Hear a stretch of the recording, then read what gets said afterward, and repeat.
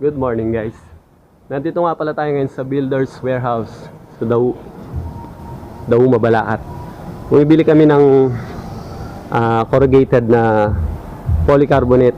Kung mapapanood nyo doon sa nakaraang video, yung gumawa tayo ng frame ng trellis sa Deca Clark. Nailagay na nga pala nila Kuya Mon yung mga yakal sa ibabaw na ipatong na nila.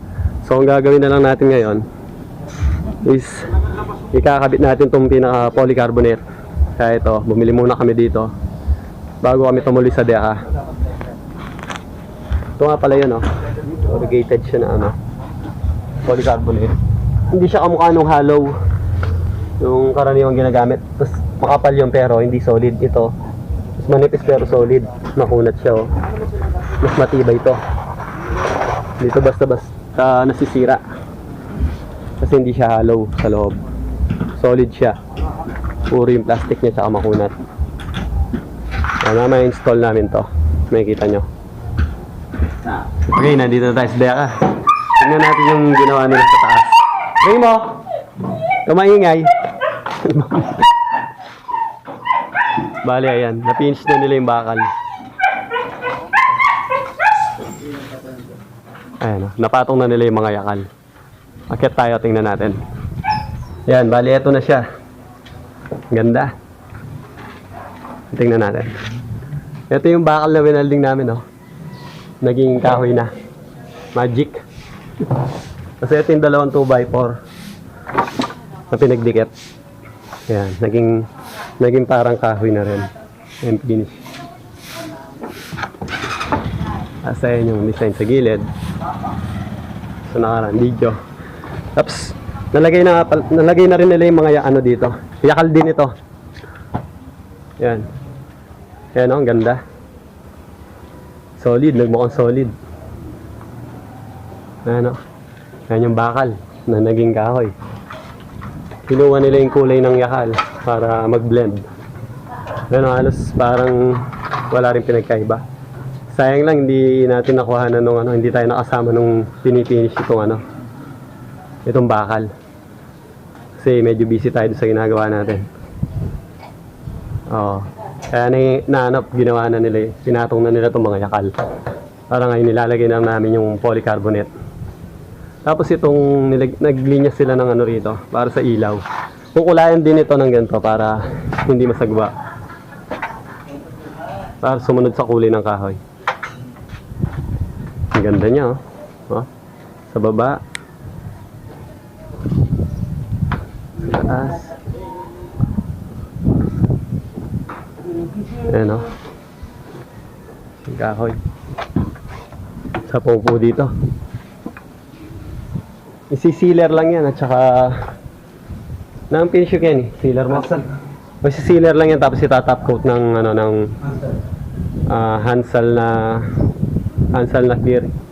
Automotive top coat. Yan. Start na tayo.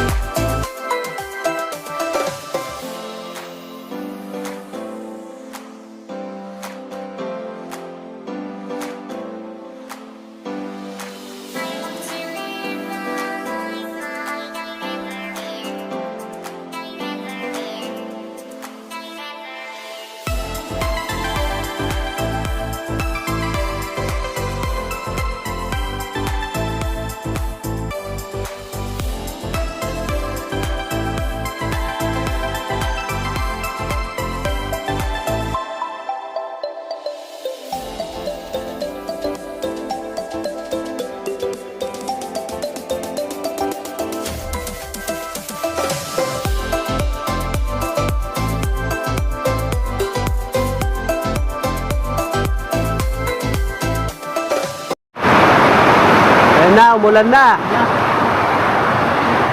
Sakto lang kami pinatapos sa taas. Umulan na. Buti naman nakalatag na bago umulan. Ayan, ang lakas ng ulan, no?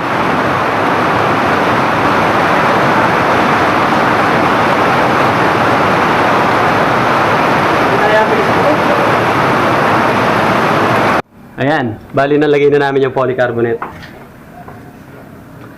Ito nga pala mga kahoy na to, pinang-ipit lang namin yan sa mga dugtungan kasi nilagyan namin ng silicone. Ayan. Katatapos lang ng ulan. Yan, o. Ganda nito, o. Yan, o. Yakal yan. Antik. Sila kuya muna nag-install niyan.